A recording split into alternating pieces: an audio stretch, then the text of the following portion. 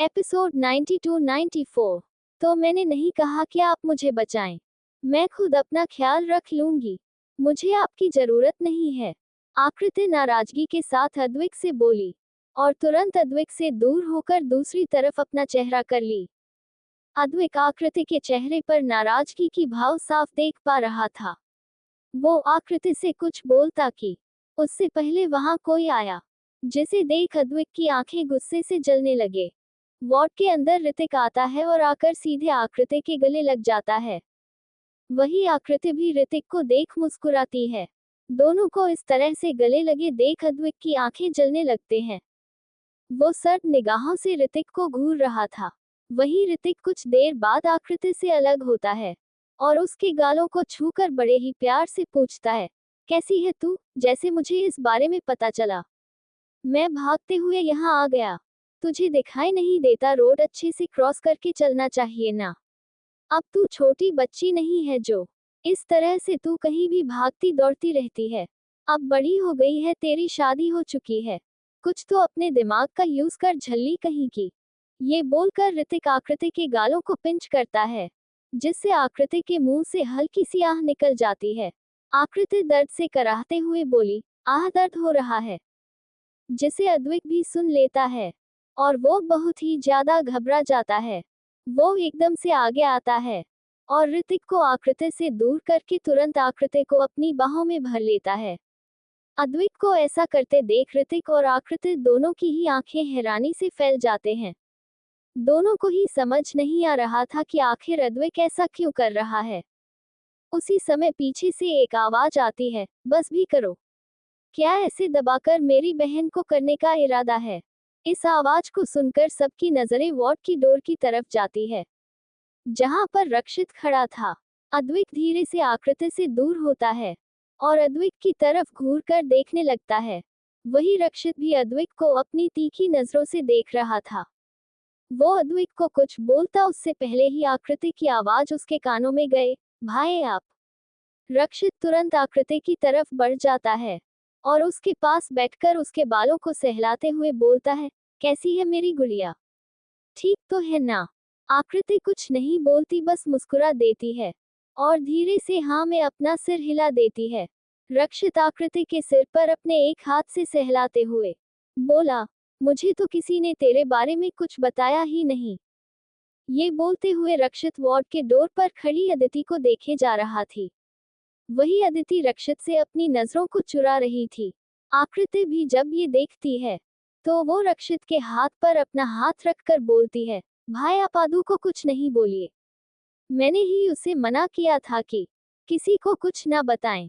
रक्षित आकृति की बात को इग्नोर करते हुए उससे बोलता है, वह सब छोड़ो गुड़िया और तुम पहले आराम करो, क्योंकि जल्द ही तुम्हें ठीक होकर यहाँ से निकलना है। मुझे ये भी पता है कि मेरी गुड़िया को हॉस्पिटल में रहना बिल्कुल भी नहीं पसंद। रक्षित की कही बात को सुनकर आकृति बस मुस्कुरा उठती है। दक्षित कुछ देर तक वही आकृति के पास बैठा रहता है। फिर जब आकृति दवा के असर से सो जाती है तो रक्षित उठकर वार्ड बाहर चला जाता है। अद्विक रक्षित को जाते देख घूर रहा था। अदिति जब रक्षित को देखती है तो वो भी रक्षित के पीछे पीछे चली जाती है और अपनी धीमी आवाज में बोलती है, मिस्टर कपूर। अदिति की आवाज सुनकर रक्षित के जाते हुए कदम रुक जाते हैं, पर वो पीछे मुड़कर नहीं देखता। अदिति चलकर रक्षित के पास जाती है और बोलती है, सॉरी मैं आपको इन्फॉर्म नहीं कर पाई। और कुछ? रक्षित के ऐसे बोलने पर अदिति उसकी तरफ अपने कंफ्यूज भरी नजरों से ऐसे देखती है, जैसे मानो पूछ रही हो, मतलब आपके कहने का क्या मतलब है? रक्षित एक नजर अदिति को घूर कर देखते हुए बोलता है, वैसे भी मैंने कोई उम्मीद नहीं किया था कि तुम मुझे कभी कुछ भी बताओगी, क्योंकि मैं तो तुम्हारे लिए कभी कोई मायने ही नहीं रखता। तुम तो मुझसे वैसे भी बहुत नफरत करती हो, तो भला क्यों तुम मुझे कभी कुछ भी इन्फॉर्म करोगी? रक्षित की बात सुन अदिति चुप हो जाती है और अपनी नजरें नीचे झुका लेती है। ये देखकर रक्षित की आंखें छोटी हो जाती है और वो अदिति की तरफ उसी तरह देखते हुए बोलता है, अब तो तुम्हें मेरा आसपास भी रहना मंजूर नहीं। कोई बात नहीं, बहुत जल्द मैं तुम्हारी खुशी के लिए तुमसे बहुत दूर चला जाऊंगा।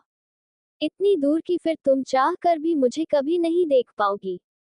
ये कहकर रक्षित तेज कदमों से चलते हुए हॉस्पिटल से बाहर निकल जाता है। वहीं अदिति रक्षित की कही बातों को सुन भावुक हो जाती है। उसकी आंखें नम हो जाती है। वो अपने नम आंखों से रक्षित को जाते हुए देखती रहती है। वो बहुत कुछ बोलना चाह रही थी, पर जैसे उसके गले से आवाज ही नहीं निकल पा रहे थे। वहीं वार्ड में ऋतिक अभी भी रुका हुआ था और वो आकृति को देख रहा था। वो कभी आकृति के देखता तो कभी उसके हाथ में लगे ड्रिप को। अद्विक सब कुछ नोटिस कर रहा था। उसे ऋतिक को देख ना जाने क्यों बहुत गुस्सा आ रहा था। वो समझ नहीं पा रहा था कि ऐसा क्यों है, पर उसे ऋतिक का यहाँ रहना बर्दाश्त नहीं हो रहा था। ऋतिक एक नजर अद्विक की तरफ देखकर बोलता है, मिस्टर राठौर तो आप हो, आकृति के हस्बैंड। ऋतिक की बात सुन अद्विक अपने मन ही मन बोलता है, पूछ तो ऐसा रहा है जैसे कहीं का कोई प्राइम मिनिस्टर हो। फिर वो ऋतिक की तरफ घूर कर देखते हुए एक हल्की सी की स्माइल के साथ बोलता है, क्यों तुम्हें कोई डाउट है? ऋतिक तुरंत बोलता है, नो, ऐसा नहीं है, मैं तो बस ये बोलना चाह रहा था कि आपसे मिलकर अच्छा लगा, पर मुझे बिल्कुल भी अच्छा नहीं लगा। अद्विक के अचानक ऐसा बोलने पर ऋतिक चौंक जाता है। वो हैरानी से अद्विक की तरफ देखकर बोलता है, क्या कहा आपने? सॉरी, मैंने सुना नहीं। सुना नहीं या ना सुनने का ड्रामा कर रहा है? बेशर्म बदतमीज, यहाँ बेशर्मों की तरह खड़े होकर मेरी वाइफ को घूर जा रहा है, और जब मैं कुछ बोल रहा हूँ तो सुनाई नहीं दे रहा है। कान में तेल डाल कर आ जा या फिर जाकर डॉक्टर को दिखा। बहरा कहीं का, अद्विक धीरे से बड़बड़ाया। आपने कुछ कहा मिस्टर राठौर? मुझे सुनाई नहीं दिया। ऋतिक के पूछने पर अद्विक उसकी तरफ देखते हुए बोलता है, नहीं, मैंने कुछ नहीं कहा। तभी ऋतिक अपने हैंड वॉच की तरफ एक नजर देखा है और बोलता है, तो मिस्टर राठौर मुझे चलना होगा। अगर आकृति उठे तो आप उसे बता देना कि मुझे जरूरी काम था, इसलिए मैं चला गया। और हाँ, आकृति का थोड़ा अच्छे से ध्यान रखिएगा, वह अभी भी बिल्कुल बच्ची है। हाँ, बच्ची है तो उठा लो ना उसे अपने गोद में, उसका पापा बन जा। वाइफ मेरी है और चिंता इसे हो रही है, चेप कहीं का। अद्विक एक बार फिर धीरे से बड़बड़ाया तो ऋतिक फिर उसे अपनी आंखें छोटी करके घूरने लगा। तो अद्विक एक हल्की स्माइल के साथ बोला, ऑफ कोर्स, अब जब तुम मुझसे बोल रहे हो, जो कि मेरी वाइफ के इतने अच्छे फ्रेंड हो, तो मुझे तो बात माननी होगी ना। यू डोंट वरी, मैं अपनी वाइफ का बहुत ही अच्छे से ख्याल रखूंगा। अद्विक वाइफ वर्ड पर थोड़ा जोर देकर बोलता है। ऋतिक अद्विक की बात सुन मुस्कुराया और फिर वो वहां से चला गया। ऋतिक को जाते देखते हुए अद्विक कस के अपने हाथों की मुट्ठी बना लिया। फिर धीरे से बड़बड़ाया, जी करता है कि पीछे से इसे पत्थर मारकर कुएं में धकेल दूं। हर वक्त आ जाता है मेरी वाइफ के पास चिपकने। अद्विक फिर आकृति के पास वही उसके हॉस्पिटल बेड पर बैठ गया और बड़े ही प्यार से उसे निहारने लगा। वो नीचे झुका और उसके गालों को चूमते हुए बोला, यह क्या बात हुई वाइफी? सबसे तो तुम इतना खुश होकर बातें कर रही हो, सबसे मिल रही हो, और मेरी तरफ तो तुम एक बार देखना भी नहीं चाहती। आखिर ऐसी क्या गलती हो गई मुझसे, जो तुम मुझसे इतनी नफरत करने लगी? क्या तुम्हें मुझ पर इतना भी विश्वास नहीं? तुम्हें मुझसे ज्यादा उस टीना पर विश्वास है, जो तुम उसकी कही बातों पर यकीन कर मुझसे बात भी नहीं कर रही। अद्विक लगातार बस आकृति की तरफ देखते हुए यही सब बोल रहा था। अचानक ही आकृति की आवाज उसके कानों में गए, तो सच क्या है, आप ही मुझे बता दीजिए। जैसे ही अद्विक आकृति की आवाज को सुना तो वो चौंक गया। वो देखा तो आकृति अभी भी अपनी आंखें बंद किए हुए लेटी थी। वो आकृति के गालों पर अपने अंगूठे से रब करते हुए बोला, वाइफी, क्या तुम उठ गई? आकृति धीरे धीरे से अपनी आंखें खोली और अद्विक की तरफ देखने लगी। अद्विक अपने होठों पर स्माइल लिए बस आकृति को देख रहा था। तभी आकृति अपने धीमी आवाज में अद्विक से बोली, आपने बताया नहीं, क्या सच है? आकृति के ऐसे पूछने पर अद्विक उसकी तरफ देखने लगा और तुरंत बोला, क्या वाइफी, मुझे कुछ समझ नहीं आया, तुम क्या पूछ रही हो? क्या आपका एक बेटा भी है?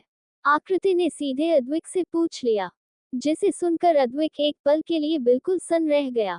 उसके गले से आवाज ही नहीं निकल रहे थे। अद्विक को ऐसे चुप देख आकृति का दिल भारी हो रहा था। वो एक बार फिर से पूछी, बताइए ना, क्या ऑलरेडी आपका एक बच्चा है? अद्विक आकृति की तरफ देखते हुए अपने सिर को हाँ में हिलाते हुए बोला, यस आई हैव अ सोन। आकृति ने जैसे ही ये सुना उसे ऐसा लगा जैसे उसके दिल के 1000 टुकड़े हो गए हैं। उसके सीने में एक तेज चुभन सी हुई और उसकी आंखें नम हो गई। वही अद्विक की नजर अभी आकृति पर नहीं थी।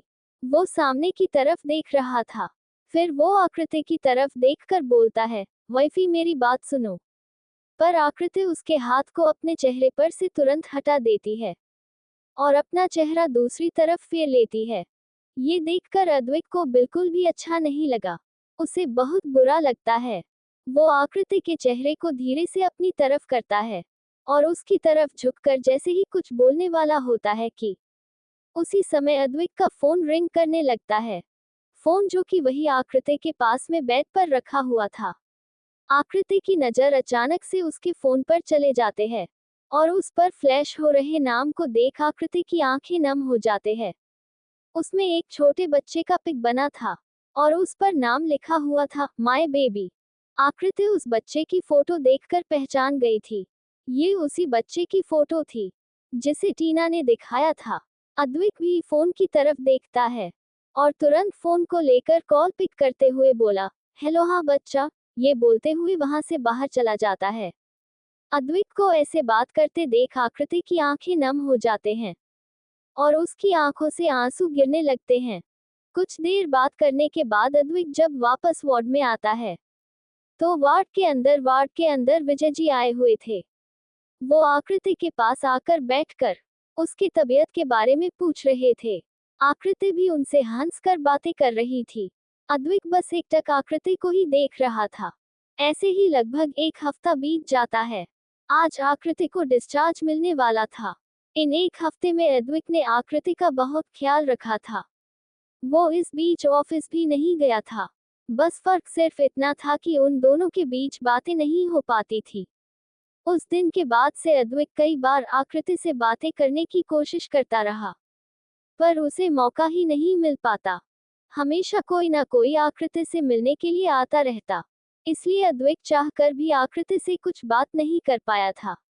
वही आकृति सबसे हंसकर बातें करते थी। बस अद्विक को छोड़कर वो बातें करना तो दूर उसकी तरफ देखती भी नहीं थी। आकृति की बेरुखी अद्विक को बहुत तकलीफ पहुंचा रहे थे, पर वो भी मजबूर था। वो चाहकर भी कुछ नहीं कर पा रहा था। वो बस यही सोच लिया था कि एक बार वो दोनों घर पहुंच जाए, फिर वो आकृति से सब कुछ बैठकर अच्छे से बातें करेगा और उसे समझाएगा। अद्विक ने आज सभी को हॉस्पिटल आने से मना कर दिया था। वो सबसे बोल दिया था कि वो खुद आकृति को अपने साथ लेकर घर आएगा।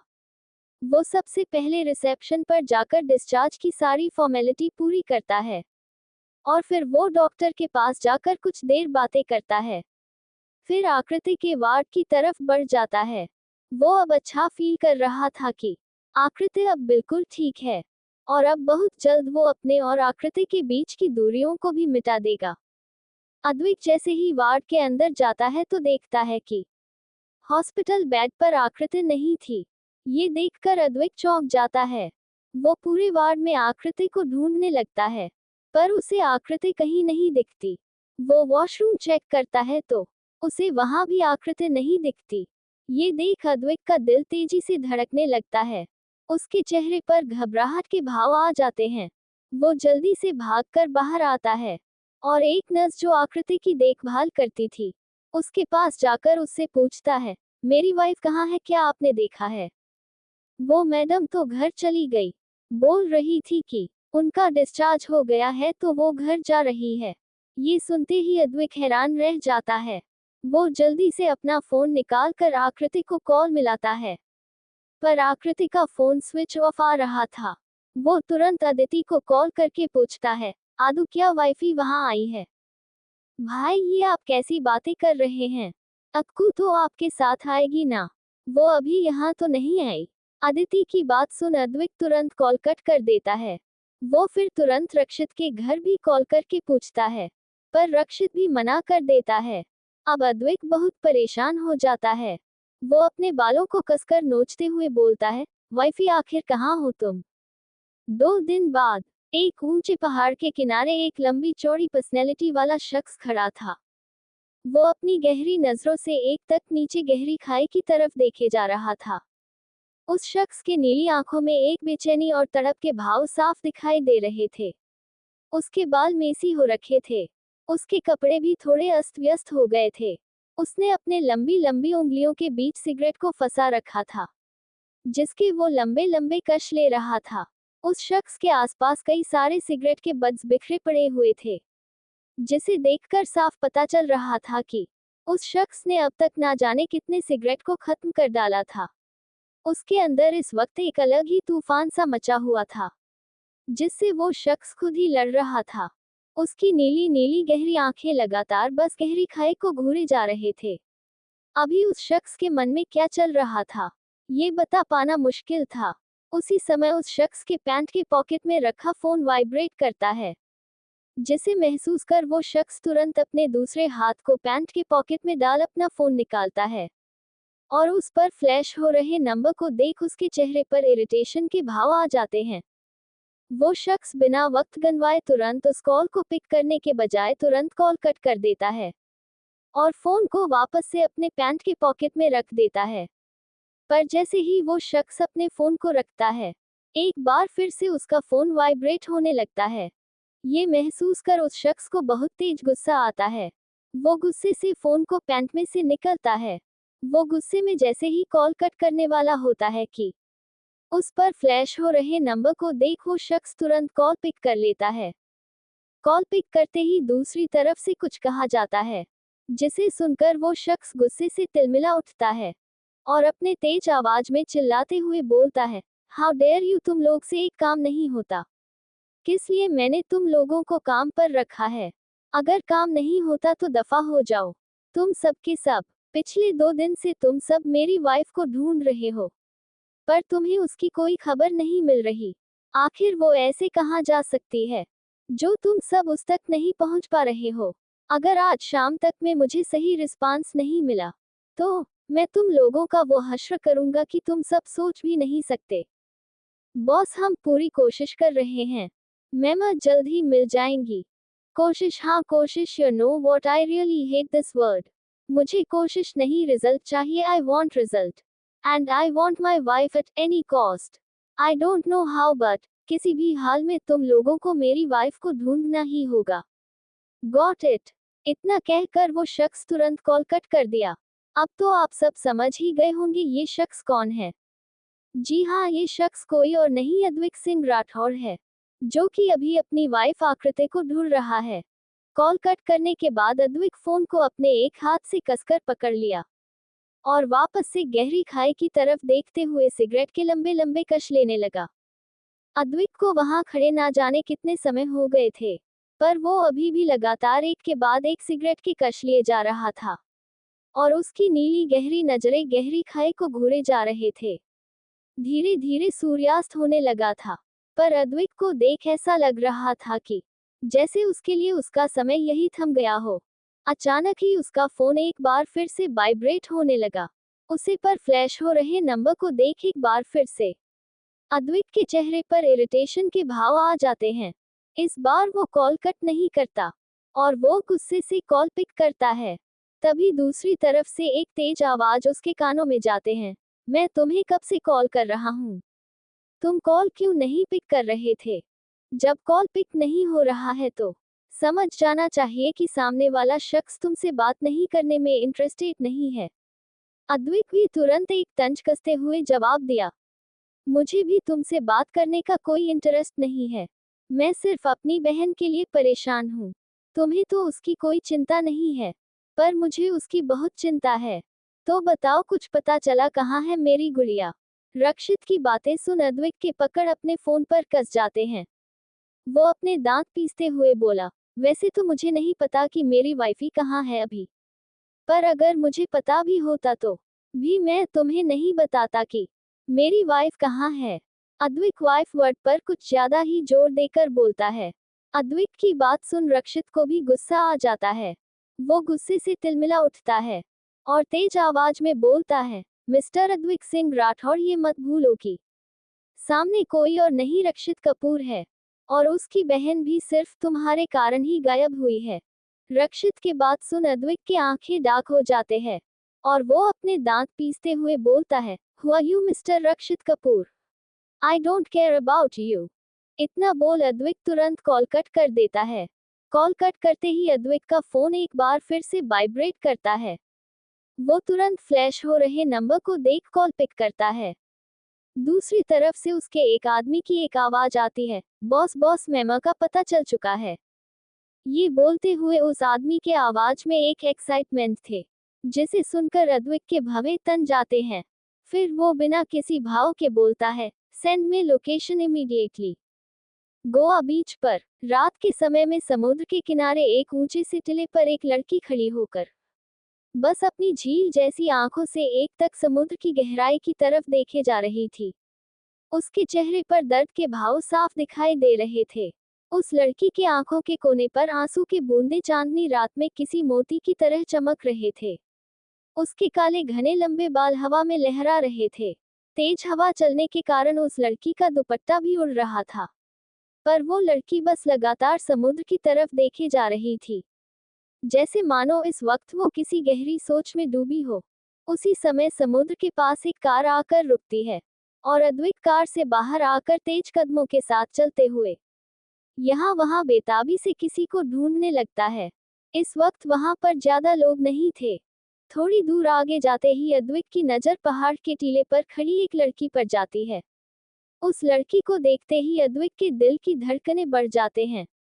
शाम के समय में चल रही ठंडी ठंडी हवाओं से उस लड़की के उड़ रहे दुपट्टे को देखते हुए अद्विक बेताब हो जाता है। अद्विक कुछ सेकंड तक अपनी जगह पर खड़ा उस लड़की की तरफ देखता रहता है और तेजी से आगे बढ़ जाता है। वही टिले पर खड़ी लड़की यानी कि आकृति, जो कि अभी बहुत बेचैन थी, ना जाने उसे क्या सोचता है, और वो समुद्र की तरफ देखते हुए ही एक झटके में उसमें छलांग लगा देती है। नीचे खड़ा अद्विक, जो आकृति के पास जा रहा था, अचानक वो देखता है कि आकृति ने एक झटके में समुद्र में कूद गई। ये देखकर अद्विक की आंखें हैरानी से बड़े हो जाते हैं।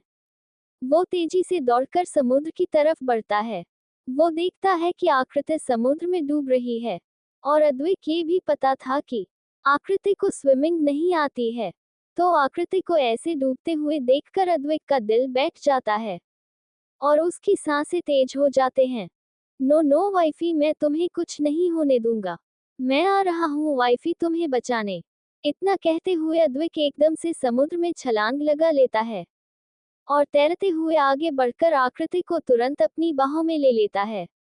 फिर आकृति को उसी तरह अपने गोद में लिए समुद्र के किनारे पर आता है और उसे रेत पर लिटा देता है। फिर वो अपने दोनों हाथों से आकृति के पेट को दबाता है, जिससे आकृति के पेट के अंदर जो पानी गए थे वो मुंह के जरिए बाहर निकलने लगते हैं। फिर वो आकृति के चेहरे को अपने हाथों में लेकर बोलता है, wifey wifey open your eyes. तुम्हें कुछ नहीं होगा वाइफी। पर आकृति की आंखें नहीं खुलती। ये देखकर अद्विक घबरा जाता है। वो जल्दी से आकृति को अपनी बाहों में लेता है। तभी अद्विक देखता है कि उसके हाथ में खून लगा है। ये देखकर अद्विक बुरी तरह से घबरा जाता है। वो तुरंत आकृति को अपने गोद में उठा लेता है, फिर तेज कदमों के साथ अपने कार की तरफ बढ़ जाता है। अद्विक ड्राइवर को तुरंत कार होटल की तरफ ले जाने के लिए बोलता है। ड्राइवर जल्दी से कार को होटल की तरफ मोड़ लेता है। कुछ देर में ड्राइवर कार को होटल के सामने रुकता है और अद्विक आकृति को अपने गोद में लिए बाहर आता है। फिर उसे लेकर सीधे होटल के अंदर चला जाता है। थोड़ी ही देर में अद्विक होटल रूम में था और अद्विक ने पहले ही अपने असिस्टेंट से लेडी डॉक्टर को लाने के लिए बोल दिया था। तभी एक लेडी डॉक्टर वहां आती है। फिर अद्विक उस डॉक्टर से आकृति को चेक करने के लिए बोलता है। वो लेडी डॉक्टर जाकर आकृति को चेक करती है और उसे एक इंजेक्शन लगा देती है। फिर उसके सिर पर लगी चोट पर बैंडेज करती है। उसके बाद वो लेडी डॉक्टर अद्विक की तरफ देखते हुए बोलती है, सर घबराने की कोई जरूरत नहीं है। शायद समुद्र में गिरने के कारण उनके सिर पर चोट लग गई थी। मैंने इंजेक्शन लगा दिया है और उनकी चोट का ट्रीटमेंट भी कर दिया है। सुबह तक वो होश में आ जाएंगी। अद्विक कुछ नहीं बोलता तो वो लेडी डॉक्टर तुरंत वहां से चली जाती है। डॉक्टर के जाने के बाद अद्विक रूम का डोर लॉक कर देता है और आकृति के पास बेड पर जाकर बैठ जाता है। वो आकृति के गालों को प्यार से टच करते हुए उससे बोलता है, ये क्या है वाइफी, क्या हालत बना लिया है तुमने अपना। मेरी गलती की सजा तुम खुद को क्यों दे रही हो? तुम्हें मुझसे इतनी नफरत हो गई है कि तुम इस तरह से अपनी लाइफ को खतरे में डाल रही हो। No wifey no, this is not fair. ये सब बोलते हुए अद्विक की आंखें नम हो गई थी। फिर उसका ध्यान आकृति के कपड़ों पर जाता है, जो कि समुद्र में गिरने के कारण पूरे गीले हो गए थे।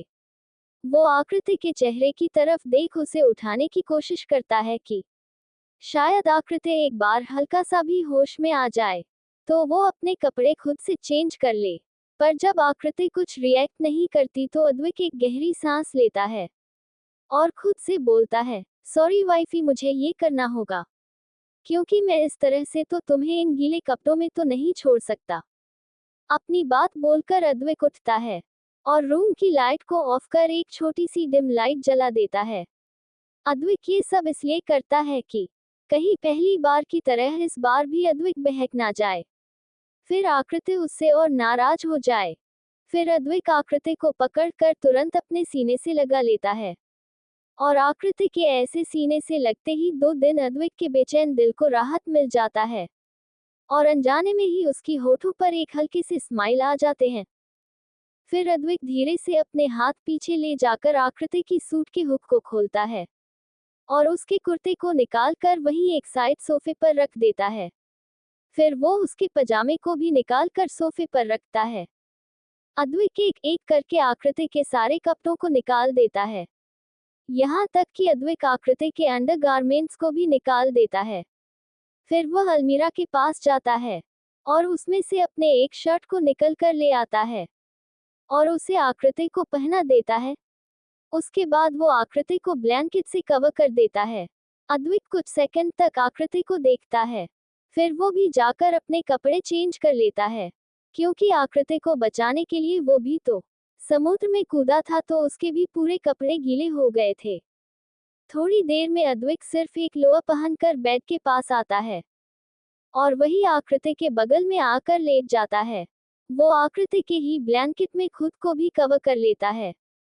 फिर आकृति को उसके कमर से पकड़ खुद से चिपकाते हुए प्यार से उसके बालों को सहलाने लगता है और धीरे से उसके चेहरे की तरफ देखते हुए बोलता है, प्लीज वाइफी, अब मुझसे दूर मत जाना, वरना मैं जी नहीं पाऊंगा।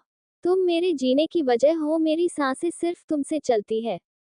अगर आज कुछ हो जाता तो मैं खुद को कभी माफ नहीं कर पाता, और आज तुमने जो किया है इसके लिए मैं तुम्हें पनिशमेंट जरूर दूंगा। इतना बोलकर आकृति को देखता है और फिर धीरे से उसके पिंक लिप्स पर अपने लिप्स रख देता है। अद्विक के एक लाइट किस करने के बाद आकृति को उसके कमर से पकड़कर खुद के करीब खींचा, जिससे आकृति सीधे उसके सीने से जा लगी। अद्विक प्यार से उसके बालों को सहलाया और अपने आंखों को बंद कर लिया। अभी अद्विक को आंखें बंद किए 2 मिनट ही हुए थे कि उसका फोन बजने लगा। वो धीरे से अपनी आंखें खोल वही साइड टेबल पर रखे अपने फोन की तरफ हाथ बढ़ाया। फिर फोन को लेकर उस पर फ्लैश हो रहे नंबर को देख उसके होठों पर एक हल्की सी स्माइल आ गई। वो कॉल पिक किया तो दूसरी तरफ से एक प्यारी सी आवाज उसके कानों में गई, डैडा आप कहाँ हो और आप क्या कर रहे हो? लिटिल लायन, अभी डैडा आपके मम्मा के साथ सोने जा रहे थे, अद्विक तुरंत बोला, जिस पर वो बच्चा अपनी प्यारी सी आवाज में बोला, लियली डैडा, आप मम्मा पास हो। उस बच्चे की प्यारी सी आवाज सुन अद्विक की नजर अपने बाहों में सो रही आकृति पर गई। वो उसे प्यार भरी नजरों से देखने लगा और फिर फोन पर बोला, हाँ मेरे लिटिल लायन, अभी आपके डैडा मम्मा के साथ है। डैडा मुझे भी मम्मा से मिलना है।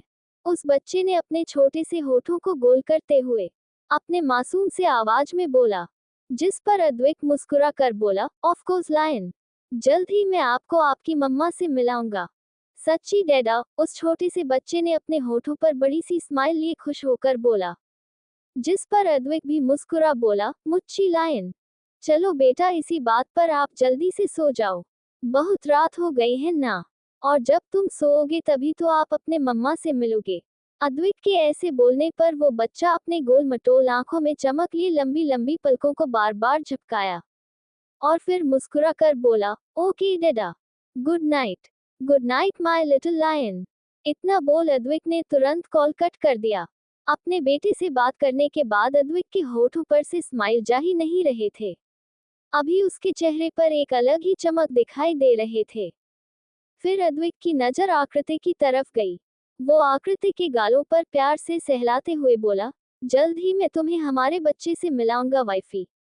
फिर हमारे बीच की जो भी मिसअंडरस्टैंडिंग है वो सब दूर हो जाएंगे।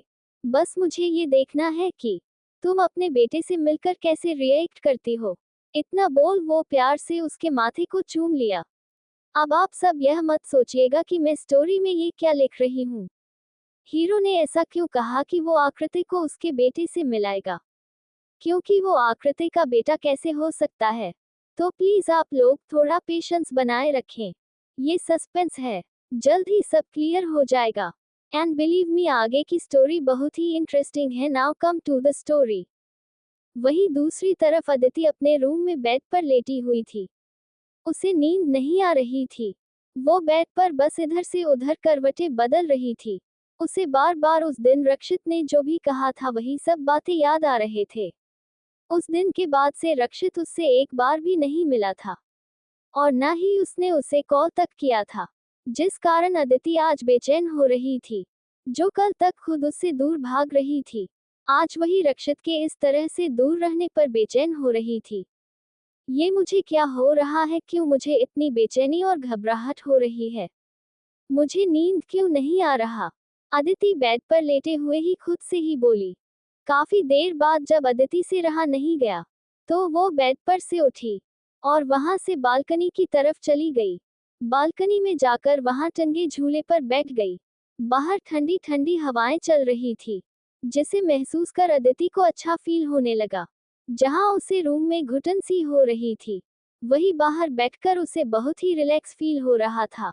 झूले पर बैठे हुए ही अदिति एक तक आसमान में खिले पूरे चांद को देखे जा रही थी। चांद की तरफ देखते हुए भी अदिति को रक्षित का ही ख्याल बार बार सताए जा रहा था।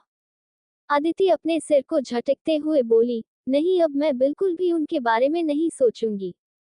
उन्हें तो मेरी बिल्कुल भी कोई फिक्र नहीं है।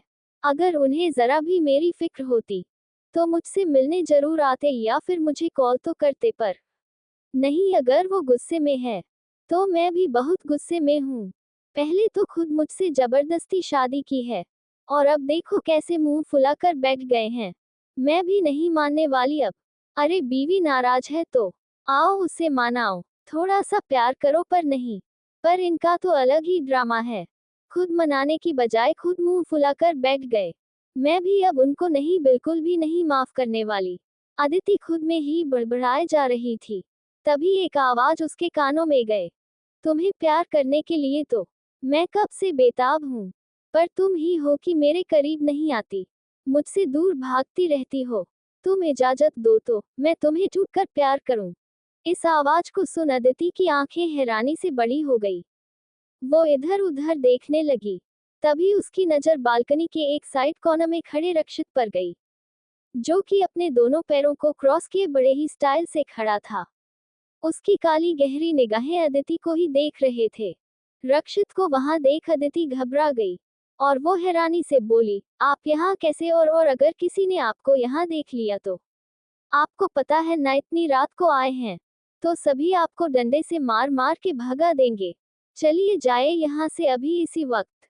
अरे जान, अभी तो तुम शिकायत कर रही थी कि मैं तुम्हें मनाऊं, तुम्हें प्यार करूं। फिर तुम, जब मैं यहाँ इतना रिस्क लेकर आया हूँ तो तुम मुझे इस तरह से भगा रही हो। दिस इज नॉट फेयर जान। मैंने ऐसा कब कहा? लगता है आपके कान खराब हो गए हैं। मैंने ऐसा कभी नहीं कहा, और वैसे भी मैं आपसे नाराज हूँ, तो भला मैं आपके बारे में क्यों ऐसा कहने लगी? और जान, कितना झूठ बोलती हो तुम। तुम्हें पता है ना झूठ बोलना पाप है। हाँ हाँ पता है मुझे, नदी किनारे सांप है। आप यही बोलोगे ना, मुझे सब पता है। अभी रक्षित बोल ही रहा था कि बीच में ही अदिति उसे उसकी बात को काटते हुए बोल पड़ी। रक्षित अदिति की बात सुन हल्का हल्का मुस्कुराने लगा। उसके होठों के किनारे मुड़ गए और उसकी गहरी निगाहें बस अदिति पर ही टिक गई। अदिति उसे एक बार फिर से पीछे की तरफ धकेलते हुए बोली, आप जाओ यहाँ से। मुझे आपसे अभी कोई बात नहीं करनी। मैं अभी भी आपसे गुस्सा हूँ। अपनी बात बोलकर अदिति अपना फेस टर्न कर दूसरी तरफ मुंह करके खड़ी हो गई। रक्षित आगे बढ़ा और एकदम से उसे पीछे से अपनी बाहों में भर लिया। फिर अपने चिन को उसके कंधे पर रखते हुए अपने मैग्नेटिक वॉइस में बोला, रियली पर मुझे तो ऐसा लगता है कि अब मेरी जान की नाराजगी दूर हो गई है। अदिति को रक्षित की गर्म सांसें बेचैन कर रहे थे। आपको गलत लगता है मिस्टर कपूर, समझे। अदिति रक्षित के हाथ को अपने कमर पर से हटाने की कोशिश करते हुए बोली, पर रक्षित ने उसे और कसकर जकड़ लिया।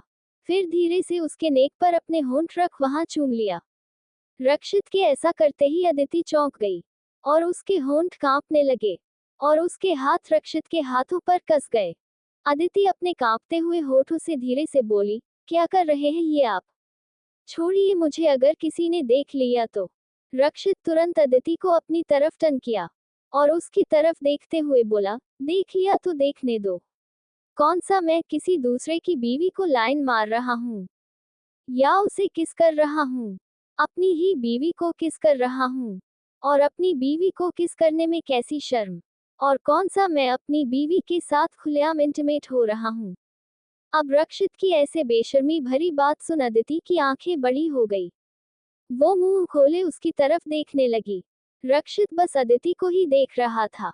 आप कितने इसके आगे के शब्द अदिति के गले में ही रह गए, क्योंकि रक्षित ने अब तक उसके होठों का अपने होठों में कैप्चर कर लिया था। अदिति एक पल के लिए बिल्कुल सुन्न हो गई। उसे कुछ समझ ही नहीं आया कि उसके साथ क्या हुआ। वही रक्षित बड़े ही सॉफ्टली अदिति के लिप्स पर किस कर रहा था। पर जैसे ही अदिति अपने सेंस में आई, वो रक्षित के कंधे पर अपने हाथ रख उसे खुद से दूर करने लगी। ये देख रक्षित धीरे से अदिति के लिप्स को छोड़ा और अदिति के छोटे से चेहरे को अपने हाथों में लेकर बोला, क्या हुआ जान? अच्छा नहीं लगा? डू यू वॉन्ट इंटेंस किस? तुम मुझसे बोलो, मैं वो भी करने को तैयार हूँ। रक्षित की बात सुन अदिति की आंखें छोटी हो गई हो और वो उसी तरह रक्षित को घूमने लगी। वहीं रक्षित मुस्कुराया और बिना किसी वार्निंग के अदिति के लिप्स को अपने लिप्स में कैप्चर कर लिया। इस बार अदिति तुरंत उसे दूर करने लगी, पर रक्षित ने उसे नहीं छोड़ा। वो अदिति को किस करते हुए ही उसके कमर में हाथ डाला और एकदम से उसे ऊपर उठा लिया। रक्षित के अचानक ऐसा करने से अदिति डर गई और तुरंत रक्षित की शर्ट को कसकर पकड़ ली। रक्षित उसे किस करते हुए ही रूम में ले आया और उसे ले जाकर सीधे बेड पर लिटा दिया। रक्षित ने अभी भी अदिति के होठों को नहीं छोड़ा था। वो लगातार बस उसके होठों पर किस किए जा रहा था। जब अदिति की सांसें उखड़ने लगी तो रक्षित को ना चाहते हुए भी उसके होठों को छोड़ना पड़ा। रक्षित के छोड़ते ही अदिति तेज तेज सांसें लेने लगी। उसका पूरा चेहरा रेड हो गया था। अब ये शर्म के कारण था या गुस्से के कारण, ये बता पाना थोड़ा मुश्किल था। कुछ देर बाद जब अदिति खुद की बढ़ी हुई सांसों को कंट्रोल की, तो वो रक्षित की तरह घूर कर देखते हुए उसके सीने पर मुक्के से मारते हुए बोली, आप बहुत बहुत बो। एक बार फिर से रक्षित ने अदिति को बोलने का मौका नहीं दिया और उसके होठों को अपने होठों के बीच दबा लिया। फिर बड़े ही पैशनेटली इंटेंस किस करने लगा। अदिति अभी भी रक्षित के सीने पर मार रही थी, तो रक्षित अदिति के दोनों हाथों को पकड़ा और उसे उसके सिर के ऊपर कर दिया। फिर उसे अपने एक हाथ में ले लिया। उसके बाद अपने दूसरे हाथ को अदिति की कमर के पास ले जाकर धीरे धीरे वहां सहलाने लगा, जिससे अदिति की हालत खराब होने लगी।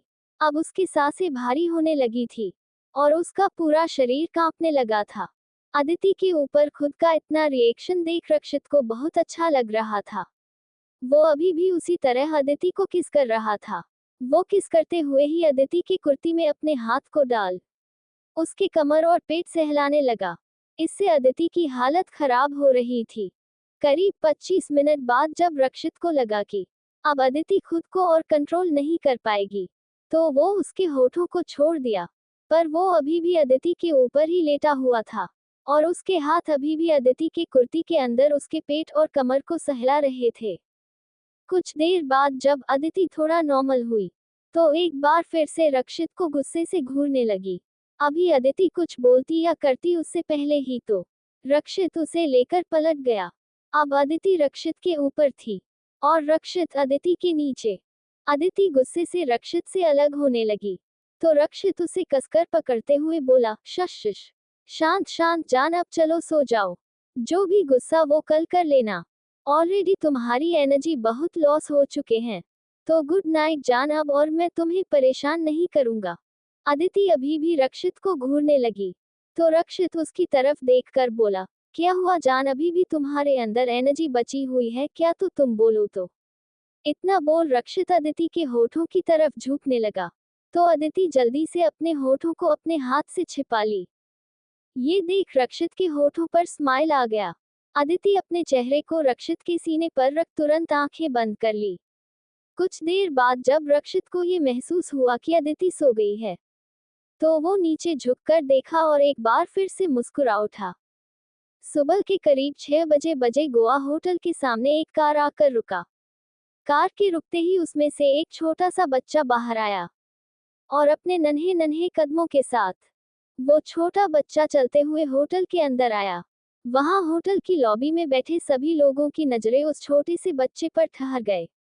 सभी हैरान थे कि इतनी बड़ी कार में से एक छोटा सा बच्चा इस तरह से निकल कर बाहर आया, और वो बच्चा दिखने में इतना क्यूट और चबी था कि ना चाहते हुए भी सबकी नजरें उस पर ही ठहर गई थी।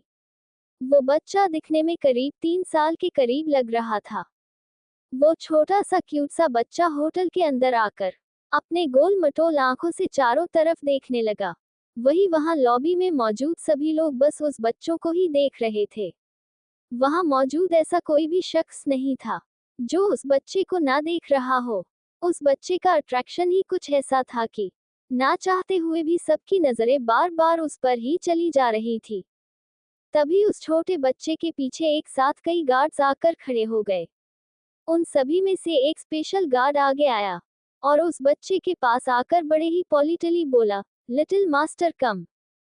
वो बच्चा अपने गोल मटोल आंखों को छोटी कर उसे घूर घूर कर उस गार्ड की तरफ देखने लगा, जिससे वो गार्ड अपनी नजर नीचे झुका लिया। फिर वो बच्चा अपने नन्हे नन्हे कदमों को आगे बढ़ा दिया।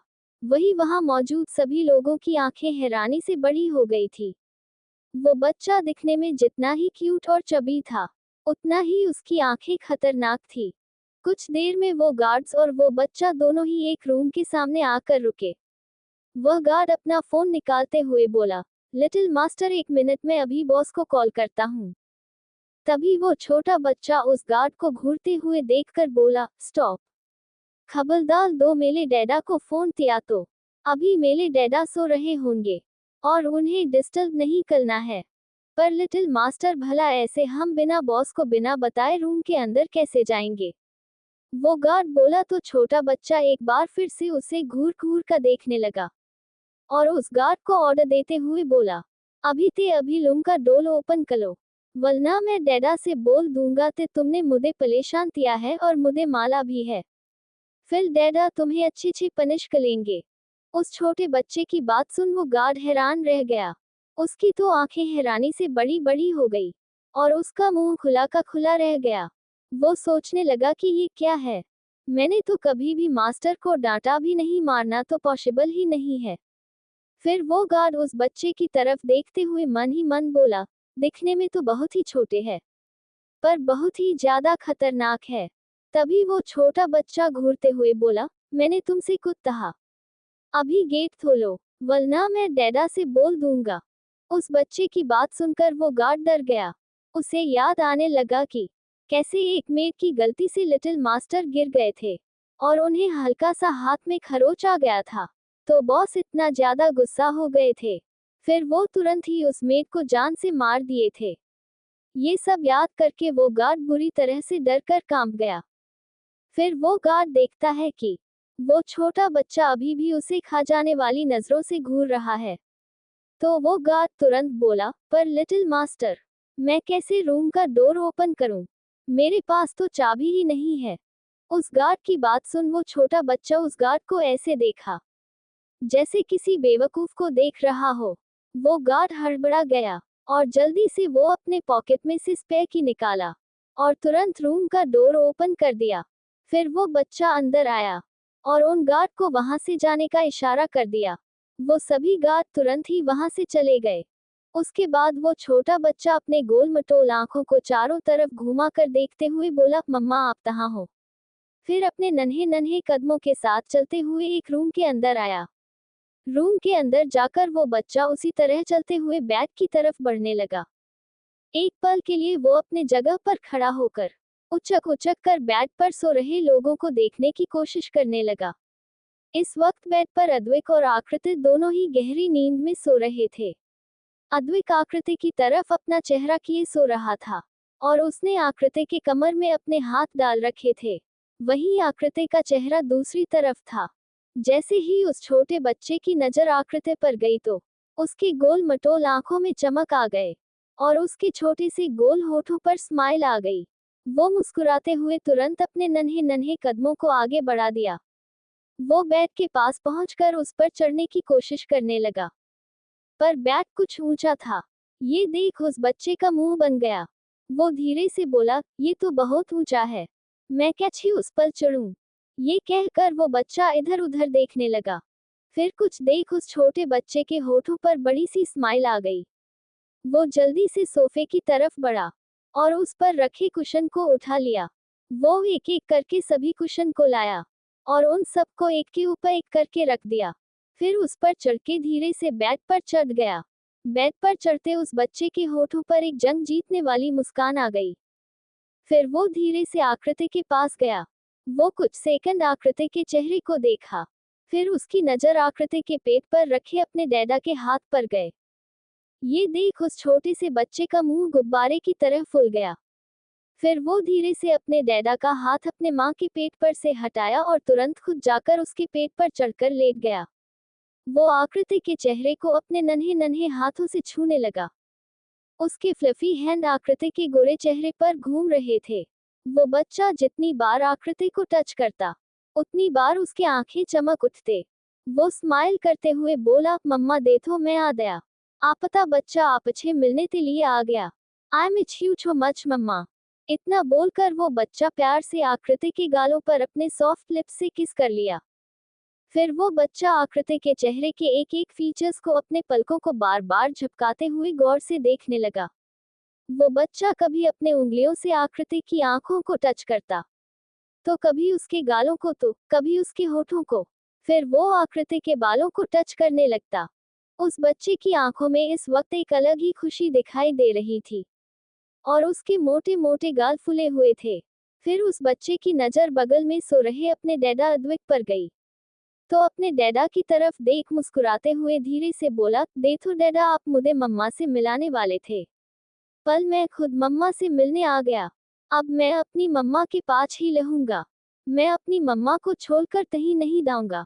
इतना बोल वो छोटा बच्चा अपने दोनों छोटे छोटे हैंड्स को फैलाकर आकृति को चारों तरफ से पकड़ लिया। वही आकृति जो कि गहरी नींद में थी, उसे ऐसा महसूस हो रहा था कि कोई सॉफ्ट चीज उसके ऊपर लेटा हुआ है और उसके चेहरे पर कुछ रेंग रहा है। वही दूसरी तरफ राठौर मेंशन के अदिति के रूम में अदिति और रक्षित दोनों ही एक दूसरे को पकड़े बड़े ही आराम से सो रहे थे। दोनों को देख ऐसा लग रहा था जैसे आज बहुत दिनों बाद उन्हें सुकून भर नींद आए हो। उन्हें तो आज समय का कोई होश भी नहीं था। अचानक ही रूम के डोर पर नॉक की आवाज आने लगी, पर उन दोनों को तो कुछ सुनाई नहीं दे रहा था। नॉक की आवाज जब कई बार होने लगी तो अदिति की आंखें खुल गई। आंखें खोलते ही उसे अपने ऊपर कुछ भार सा महसूस होने लगा। वो जैसे ही अपनी नजरों को नीचे करके देखी तो रक्षित अदिति के सीने पर अपना सिर रखे आराम से सो रहा था। अदिति उसे हटाने लगी, पर रक्षित ने नींद में ही उसे और भी कसकर पकड़ लिया। उफ, ये कितना भारी है। यह ऐसे सोएंगे तो मेरी तो जान निकल जाएगी, और ये जरा सा भी हिल भी नहीं रहे हैं। मैं इन्हें हटा रही हूँ तो मुझे पकड़ ले रहे हैं। मैं क्या करूँ भगवान जी, प्लीज हेल्प मी। अदिति रक्षित की तरफ देखते हुए अपने मन ही मन बोली। वो रक्षित को हटाना चाह रही थे, पर वह उसे जरा सा हिला भी नहीं पा रही थी। वो थोड़ा परेशान हो गई थी। तभी रूम का डोर एक बार फिर से नॉक होने लगा। ये सुनकर अदिति अपनी पूरी ताकत लगाकर रक्षित को अपने ऊपर से हटा दी। जैसे ही रक्षित दूसरी साइड सोया, वही अदिति एक गहरी सांस लेकर बोली, थैंक गॉड मैं तो बच गई, वरना मुझे तो लगा था कि आज मेरी जान निकल जाएगी। ये इंसान है या राक्षस? हुँ। ऐसा बोल वो बेड पर से उठकर डोर की तरफ जाने लगी। जैसे ही वो डोर ओपन करने वाली थी, तभी उसे ये ख्याल आया कि इसके रूम में तो अभी रक्षित सो रहा है। अगर किसी ने देख लिया, तो कहीं सब मुझे गलत ना समझ ले, फिर फालतू में सुबह सुबह कोई ड्रामा ना क्रिएट हो जाए। ये सोच वो एक बड़ा सा ब्लैंकेट निकाली और उससे रक्षित को अच्छे से कवर कर दी और उसके आसपास पिलो रख दी, ताकि किसी को शक ना हो। फिर वो रूम के डोर की तरफ पहुंचकर उसे ओपन की तो वहां पर एक सर्वेंट खड़ी थी। वह बड़े ही पॉलिटली बोली, मैम सर ने आपको ब्रेकफास्ट के लिए बुलाया है। अदिति ये सुनी तो उसकी नजर वॉल क्लॉक पर गई। वो अपने सिर पर मारते हुए बोली, ओ शिट, ऐसा मुझसे कैसे हो गया? मैं कैसे इतनी देर तक सो सकती हूँ? इतना बोल आकृति ने उस सर्वेंट को जाने का इशारा की। फिर अदिति जल्दी से रूम का डोर लॉक कर दी और तुरंत बेड की तरफ बढ़ गई। वो रक्षित को उठाने की कोशिश करते हुए बोली, हेलो मिस्टर कपूर सुनिए। अरे यार मैं भी ना इतना स्लो बोलूंगी तो कहाँ से वो सुनेंगे? वैसे भी अभी तो हाथी घोड़ा सब बेचकर सो रहे हैं। इतना बोलकर तुरंत रक्षित की तरफ जाकर उसके कंधे पर धीरे से हाथ करते हुए बोली, मिस्टर कपूर मिस्टर कपूर। अभी वह आगे कुछ बोलती, उसके हाथ को पकड़ लिया गया और उसे तुरंत लेकर बेड पर गिरा दिया गया। अदिति बेड पर नीचे की तरफ थी और रक्षित उसके ऊपर। अदिति की आंखें हैरानी से फैल गई थी। वो मुंह खोले रक्षित को देखे जा रही थी। वही रक्षित के होठों पर स्माइल था। वो अदिति के खुले हुए मुंह को देखते हुए नीचे झुका और अपने टंग को उसके मुंह के चारों तरफ फिराने लगा, जिसे महसूस कर वो जल्दी से रक्षित को खुद से दूर करती है। पर रक्षित अभी भी उसके ऊपर ही झुका हुआ था। ये क्या कर रहे हैं? और चलिए हटिए, मुझे जाने दीजिए। मुझे तो अभी के अभी नीचे ब्रेकफास्ट के लिए जाना है और आप भी चुपचाप यहाँ से वापस चले जाइए।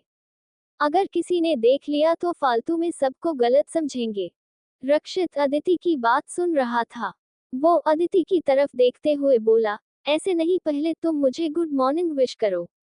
अदिति ये सुन मुंह बना ली, फिर तुरंत बोली, गुड मॉर्निंग? नो ऐसे नहीं, एक वाइफ जैसे बोलती है अपने हस्बैंड को वैसे एक वाइफ बोलती है, इससे मतलब क्या है आपका? गुड मॉर्निंग तो सभी ऐसे बोलते हैं, तो इसमें कौन सा गलत बोल दिया मैंने? मुझे तो कुछ समझ नहीं आ रहा। आप क्या कहना चाहते हैं? अदिति की बेवकूफ भरी बातें सुन रक्षित को ऐसा मन किया कि वो अभी ही दीवार पर अपना सिर दे मारे। वो अपने मन ही मन बोला, ओह मेरी वाइफ को तो रोमांस का आर भी नहीं पता। बहुत ही मुश्किल होने वाली है रक्षित बाबू, बहुत कोशिश करनी पड़ेगी तुम्हें। रक्षित को ऐसे सोचते हुए देखकर अदिति बोली, अब आप सोच क्या रहे हैं? हटिए, उठिए जल्दी से मेरे ऊपर से, मुझे शॉवर लेने के लिए जाना है। पर रक्षित नहीं हटा। वो तुरंत नीचे झुककर अदिति के होठों को अपने होठों में जकड़ लिया। ये होते ही अदिति हैरान रह गई। उसकी आंखें फैल गई। वही रक्षित बड़े ही प्यार से सॉफ्टली अदिति के होठों पर किस कर रहा था। वो सॉफ्ट किस धीरे धीरे पैशनेट किस में बदल गई। अदिति चाह कर भी रक्षित को खुद से दूर नहीं कर पा रही थी। ना जाने क्यों उसे भी ये सब कुछ अच्छा लग रहा था। वही दूसरी तरफ होटल रूम में अचानक ही आकृति की आंखें खुल गई। उसे अपने ऊपर कुछ महसूस हुआ। वो अपनी नजरों को नीचे करके देखी। उसकी नजर अपने ऊपर सो रहे छोटे से प्यारे से बच्चे पर गई, तो वो बिल्कुल चौंक गई। उसे तो यकीन ही नहीं हो रहा था कि ये बच्चे कौन है। पर जैसे ही आकृति ने उस छोटे बच्चे के ऊपर अपने एक हाथ रखी, तभी वो बच्चा तुरंत अपनी आंखें खोल लिया और आकृति की तरफ अपने गोल मटोल आंखों में चमक लिए आकृति को देखकर तुरंत बोला, मम्मा। आप उठ गई। आकृति अभी भी अपने हैरान भरी नजरों से उस छोटे बच्चे की तरफ देख रही थी। वो कुछ समझ नहीं पा रही थी कि ये बच्चा कौन है और इस तरह से उसके ऊपर क्यों लेटा हुआ है। वही वो छोटा बच्चा अपने चमकीले निगाहों से आकृति को देखे जा रहा था। उसके छोटे से होठ मुस्कुरा रहे थे। वो बच्चा धीरे धीरे आकृति के चेहरे पर अपने हाथ चलाते हुए बोला, मम्मा आप कैसे हो? आपकी नीनी पूरी हो गई। जैसे ही आकृति ने उस छोटे से बच्चे के मुंह से खुद के लिए मम्मा शब्द सुनी, तो वो और भी हैरान रह गई। वो धीरे से बड़बड़ाए, मम्मा। उसे लग रहा था जैसे उसने कुछ गलत सुन लिया हो। वो हैरानी से उस बच्चे की तरफ देखे जा रही थी। तभी वो छोटा बच्चा अपने दोनों नन्हे नन्हे हाथों को आकृति के दोनों गालों पर रखकर उसके बिल्कुल करीब जाकर अपने प्यारी सी आवाज में बोला, मम्मा बोलो ना, आप कुछ बोल क्यों नहीं रहे हो? क्या आप मुझसे गुस्सा हो? उस बच्चे के क्यूट से चेहरे को देख आकृति को ना जाने क्यों कुछ अजीब सा फील हो रहा था। और कब उस बच्चे के फेस को देखते हुए ही उसके हाथ उस बच्चों के मोटे मोटे गालों पर चले गए उसे पता भी नहीं चला। उसे बच्चे की चबी चिक को देख आकृति को बहुत ही ज्यादा अच्छा लग रहा था। वो उस छोटे बच्चे के गाल पर को प्यार से सहलाते हुए बोली, बच्चा आप कौन हो? और आप इस तरह से मेरे पास? इतना कहते ही आकृति का ध्यान खुद पर गया और फिर उसकी नजरें रूम में चारों तरफ घूमने लगे। वो इधर उधर देखते हुए खुद से ही बोली, मैं ये कहाँ पर हूँ? ये किसका रूम है? वो याद करने लगी कि कल रात तो वो समुद्र के पास खड़ी थी और अचानक ही वो एकदम से समुद्र में छलांग लगा ली थी। तो क्या वो बच गई है?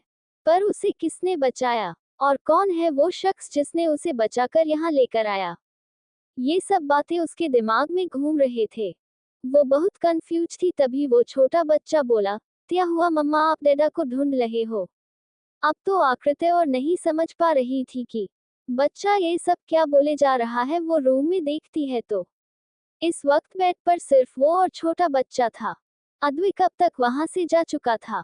अद्विक जब उठा तो देखा कि उसका लिटिल लॉयन यहाँ पर आ गया है और वो आकृति के ऊपर ही सो रहा है। तो वो उन दोनों को डिस्टर्ब नहीं किया। फिर उन दोनों को बिना बताए किसी जरूरी काम से वहां से चला गया। बेटा आपके डैडा कौन है?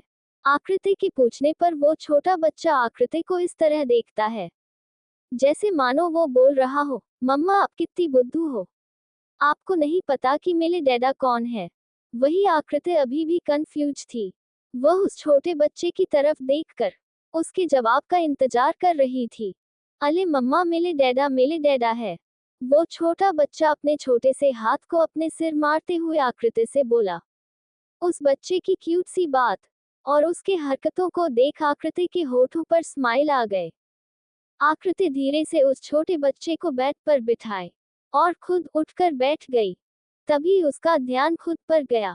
वो अभी एक शर्ट में थी। ये देख वो चौंक गई। अब उसे अजीब सा डर सताने लगा। वो देखी तो वही सोफे पर उसके कपड़े फैले हुए थे।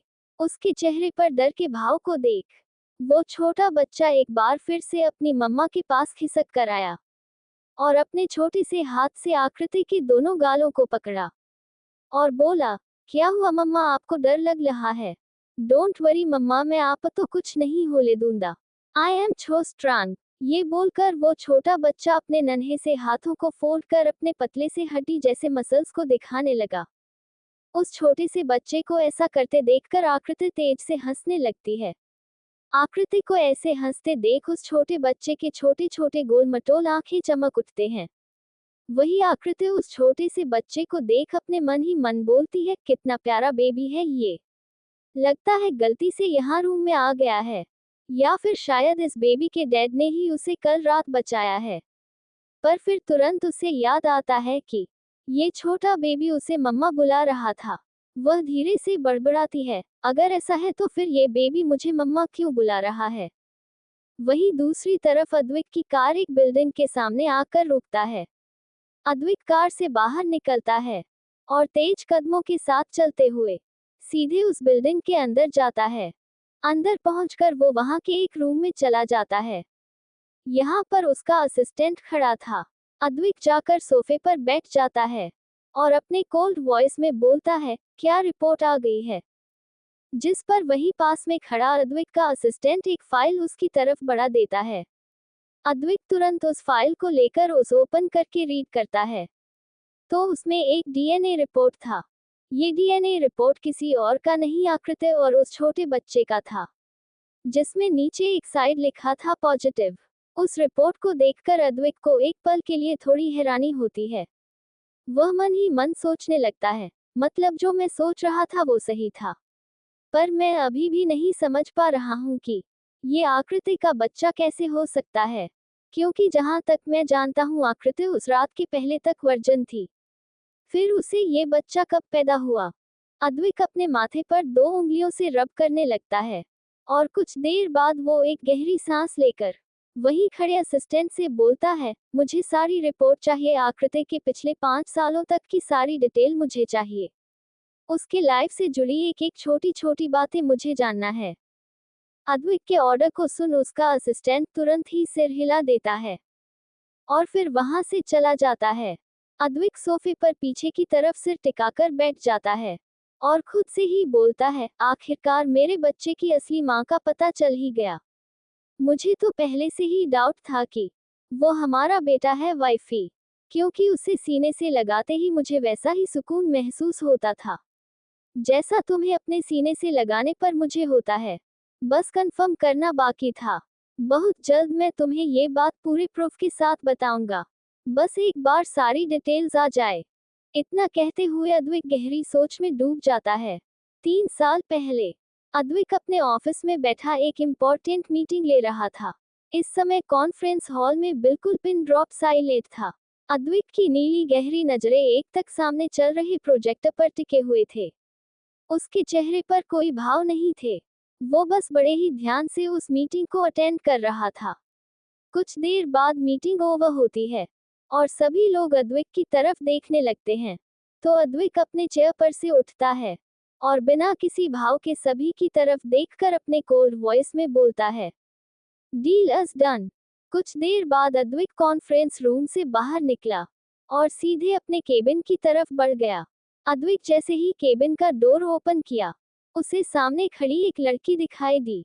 उस लड़की ने एक सिंपल सा सूट पहन रखा था और थोड़ी बीमार सी लग रही थी।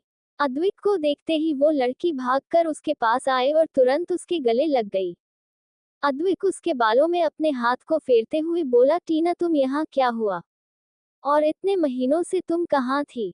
तुम्हें पता है मैं कब से तुम्हें कितना ढूंढ रहा था। बस बेबी, अब और मत कुछ पूछो। मैंने तुम्हें पहले ही बहुत मिस किया है। बस मुझे पहले तुम्हें अच्छे से फील कर लेने दो। इतना कहकर टीना अद्विक से और भी ज्यादा चिपक जाती है।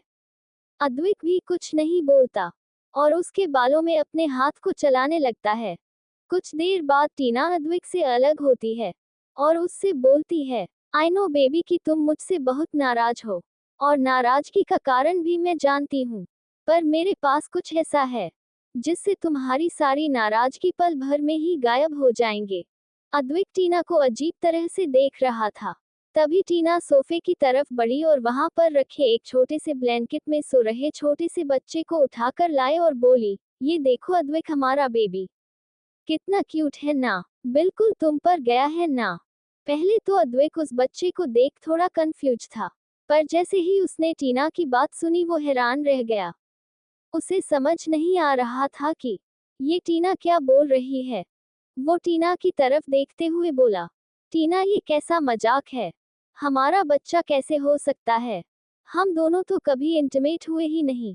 बेबी शायद तुम भूल रहे हो हम लोग 10 महीने पहले जब फॉरेन ट्रिप पर गए थे, तो वहीं पर हम दोनों एक रात में एक ही रूम में एक साथ थे और नशे में होने के कारण हम दोनों उस रात इंटीमेट हुए थे।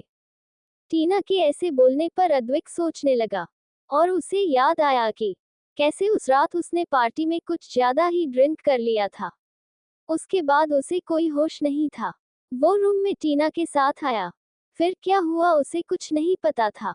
उसके बाद सीधे उसकी नींद अगली सुबह खुली थी और वो टीना को खुद के करीब पाया था। ये याद कर अद्विक टीना से बोला, क्या सच में ये मेरा ही बच्चा है टीना? अद्विक के बात को सुन टीना तुरंत बोली, यस बेबी, ये हमारा ही बच्चा है। तुम्हें विश्वास नहीं है तो 1 मिनट रुको। ये बोल वो तुरंत सोफे की तरफ बढ़ी और अपने हैंडबैग को ओपन कर उसमें से एक पेपर निकाल कर अद्विक के पास आकर उसे उसके सामने लाकर रख कर बोली, ये देखो बेबी, तुम चाहो तो इस रिपोर्ट को वेरीफाई भी करवा सकते हो। ये डीएनए रिपोर्ट है कि ये तुम्हारा ही बच्चा है। अद्विक डीएनए रिपोर्ट को देखने लगा तो एक बार फिर से वो चौंक गया। उसे अब ये तो कंफर्म हो गया था कि ये उसी का बेटा है। फिर अद्विक की नीली नजरें उस बच्चे पर गई, जो कि अभी बहुत ही छोटा था, और उसकी छोटी छोटी आंखें उसे ही देखे जा रहे थे। उस बच्चे को देखकर ही साफ पता चल रहा था कि वो लगभग 1 महीने का होगा। अद्विक धीरे से अपने हाथ को आगे बढ़ाया और छोटे बच्चों को अपने गोद में ले लिया।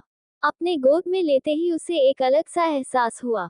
उसे इस वक्त इतनी खुशी हो रही थी जितनी उसे आज तक कभी नहीं हुई। एक पल के लिए उसे लगा कि आज उसे दुनिया की सबसे बड़ी खुशी मिल गई है। वो बड़े ही प्यार से अपने बच्चे के सॉफ्ट से गाल को धीरे से टच किया और नीचे झुककर उसके माथे को चुम लिया। अचानक ही फोन कॉल की आवाज से अद्विक अपनी सोच से बाहर आया। फोन की घंटी पूरे रूम में गूंज रहे थे।